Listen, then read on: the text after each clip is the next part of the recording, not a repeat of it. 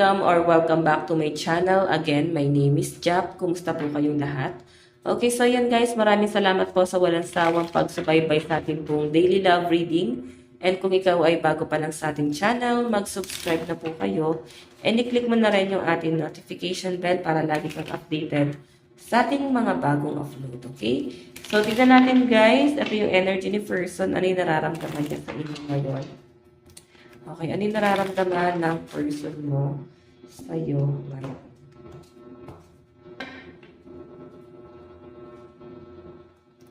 Okay. So, yun guys, sa mga nagtatanong pala ng private reading, iiwan ko na lang yung link ng aking Facebook sa atin po description box below. Okay. Tignan pa natin. Cord cutting and wishing candle, guys. And ino-offer ko rin siya. Ano naman yung nararamdaman mo sa person mo? Nararamdaman mo kay person.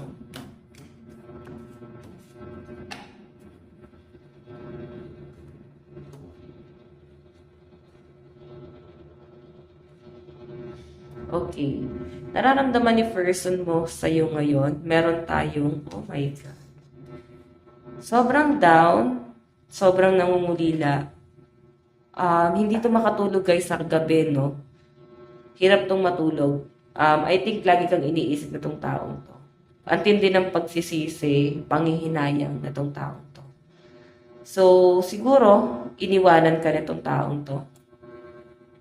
Kasi nagsisisi siya eh. Kung ikaw yung nang iwan sa kanya, hindi regret yung mararamdaman niya rito. Pero I think siya yung nang iwan sa inyo eh. Kaya parang nagsisisi siya, nangihinayang. Okay?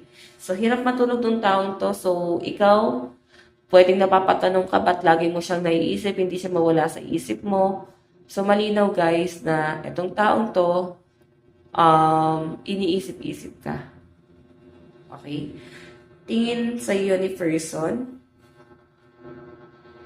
Tingin niya sa inyo guys na masaya ka na, ang dami mo nang na-realize. Nagpo-focus ka na talaga sa sarili mo and napakaganda na nang nangyayari sa buhay mo ngayon. Yun yung malinaw na pinapakita sa akin dito. Page of Swords. Okay? Feeling niya ina-enjoy mo na yung buhay mo nang wala siya. Kaya siguro to, nagkakaganito, no? Baka ini-stock ka nga nito ni person eh. And nakikita niya na yung mga mind mo, nag-e-enjoy ka. Parang akala niya down na down ka sa nangyayari, nagsisisi ka, nanghihinayang, or parang habol na habol, patay na patay sa kanya. Pero I think bumabaliktad yung sitwasyon. So parang hindi ganun yung nararamdaman mo. Hindi ka nanghihinayang. Marami ka pang na-realize eh. Siguro parang nung pag-alis itong tao to, nauntog ka eh. Okay? Yun nga rin yung nakikita ni person sa'yo. Stalker mo si person ngayon guys. Tignan naman natin ano naman yung okay. Ano naman yung action? Ace of Wands. Sobrang passionate. Sobrang pagmamahal. Natutukso si person. So, feeling ko may ibang karelasyon tong taong to. Kasi ito guys, Wands, last. No? Temptation. So, bakit siya matutukso? Kung alam niya sarili niya na single siya. Okay? So, malinaw kasi guys na, sa pinapakita sa akin dito na natutukso tong taong to sa inyo. Dahil in relationship siya. Or pwede ikaw to may karelasyon. Sino sa inyong dalawa? Okay? So, tignan natin guys. Ayan o. Yung magiging action niya guys, handa siya maging makasalanan. Handa siya maging makasalanan. Maamin niya lang sa inyo yung nararamdaman niya. Okay, so tingnan natin guys, ano naman yung magiging outcome. Meron tayong, ayun oh my God, ipaglalaban ka ng person mo. Ipaglalaban ka nito guys, no? Kung meron kang karelasyon, meron kang ina-entertain ngayon, sa malinaw na pinapakita sa akin guys, handa siya na agawin ka. Agawin ka sa person mo ngayon. Okay? So, pwede rin naman guys na kung single ka rito, ipaglalaban ka ng taong to, no? Ipipilit niyo yung sarili niya sa inyo. Yun po yung pinapakita sa akin dito. Bottom of the deck guys, meron tayong, di ba? Grabe, nagsisisi tong taong to. kung may karelasyon siya guys, hindi niya na napapansin tong karelasyon niya na to. Kasi mas nakapokus talaga siya sa inyo. Ito. So, siguro meron siya nakikitang katangian mo ngayon. And ito guys, taong to na talagang nagmamahal sa kanya ngayon, tinatalikuran niya. Gusto niyang humakbang papunta sa inyo. Gusto kang kausapin itong person na to. Pero siguro nandun siya sa point na hindi niya alam kung paano kanya i-approach. No? Ang bigat ng mundo nitong tao to. Ang dami niya guys iniisip. Ayan o. Okay, dami tumatakbo sa isip niya. So guys, ayan, malakas po ang energy ng water sign, Cancer, Pisces, Scorpio, Aquarius, Gemini, Libra, Aries, Leo, Sagittarius. Okay. So, tignan natin ano naman yung nararamdaman mo. Ano naman yung nararamdaman mo kay person? The High Priestess. The High Priestess. So, iniisip mo tong taong to, pero yung iniisip mo sa kanya, guys, puro pagdududa, puro, hindi na maganda. High Priestess takot yung nararamdaman mo or pwedeng mas sinisecure mo yung sarili mo, no? Sa pinapakita sa akin, guys, medyo, naglalaylo ka sa kanya. Yun po yung malinaw na pinapakita sa akin dyan, guys. The High Priestess. Okay? Mind reading, kayo parehas, iniisip ka niya, naiisip mo rin siya. Pero ikaw, guys, sobrang lakas ng pakiramdam mo. Sobrang layo mo sa dati. Tingnan natin ano naman yung tingin. Okay, tingin mo kay person, the Hanged One. Oh, mukhang nagtagal kayo na itong taon to. O pwedeng hanggang ngayon guys, nagtsatsaga pa rin. Nararamdaman mo na parang iniisto ka niya Nararamdaman mo na parang pinagtatanong ka pa rin niya. Okay? So, pakiramdaman lang din talaga. May alam ka, pero siguro guys, nandun ka sa point na hindi mo guys papansinin. Yes, napapansin mo pero hindi na para bigyan pa ng atensyon. Ganun yung malinaw na pinapakita sa akin dyan guys. Okay. So, tingnan naman natin ano naman yung action. Action mo. 9 of Wands. Ayan o. So, parang napapastok ka rin. Ano to? Mind reading talaga guys. Napapastok ka rin. Sobrang curious kayo sa isa't isa. Okay, sobrang curious kayo ni person sa anong meron na sa inyo, ano nang ganap sa inyo ngayon. Ganyan. Action. So, actually, ikaw ganun din. Curious si person, curious ka din. Parang, ano na kayong ganap sa kanya? Alam mo, siguro dati, hindi mo siya guys kayang tingnan kasi nasasaktan ka, naiiyak ka. Pero siguro ngayon, kaya mo na kasi nagagawa mo na siya guys i-stalk. May nakikita ko guys, siguro makikipag-communicate sa inyo itong taong to. Ayan, binabasa mo na yung message niya. Okay? Tignan naman natin ano naman yung outcome. Meron tayong Page of Pentacles. So, ikaw, siguro meron kang exam.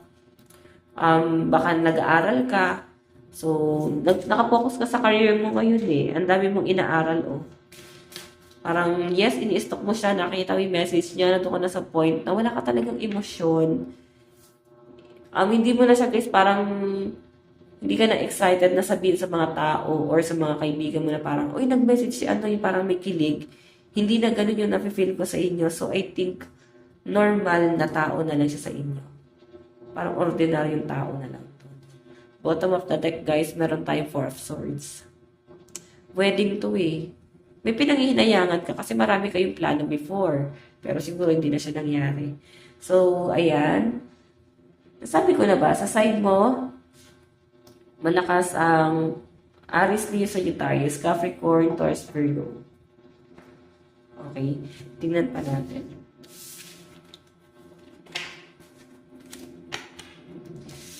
Okay.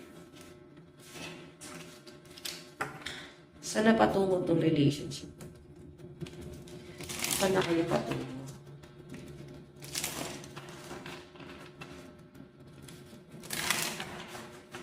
Na kayo patungo.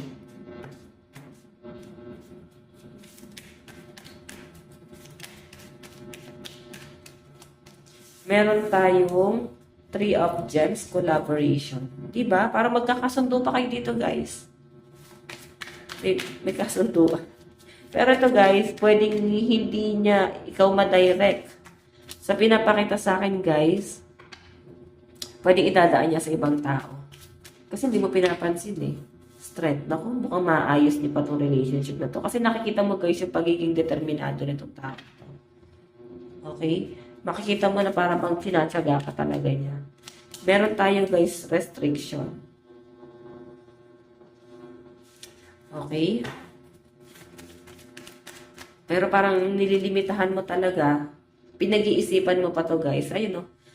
Medyo what I mean, nagsaset ka ng boundaries dito sa relationship na to.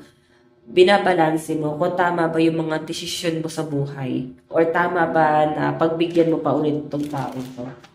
Okay? Nakikita ko naman, guys, na ine-entertain mo. Ayan, may communication na. Pero siguro talagang bumabalik-balik ka sa trauma mo. And strength kasi, guys, baka maayos niyo yung relationship niyo. Hindi man to, guys, relasyon niyo mismo na parang ayusin niyo yung relasyon niyo, yung meron kayo. Pwedeng kahit friendship, pwedeng maayos. Okay? Advice, love advice. Meron tayong love yourself first. So, ayan. Kung hindi ka pa ready, mahalin mo muna yung sarili mo. Okay? Meron tayong forgiving and learning. May pagpapatawad talaga. Magmamakaawa sa inyo tong tao to. Hihingi to ng tawad. Dami niyang na-realize talaga, guys. Healing family issues. So, yun nga lang, guys. Pwede may pamilya kayo or pwede ang gusto mo nito mangyari is humingi siya ng tawad sa pamilya mo kasi parang nakakahiya yung nangyari. Okay? Tignan natin. Advice. Advice. Message ni person sa'yo. Meron tayong the timing just wasn't right for us. So, parang wrong timing din talaga kasi yung pagkatagpo nyo, guys, sobrang komplikado. Meron tayong I hide behind material things. Medyo materialistic ba itong tao? We both know I'm not the one for you. So, nagpapahabol tong tao to, guys. Sinasabi niya yan kasi nagpapahabol siya sa inyo.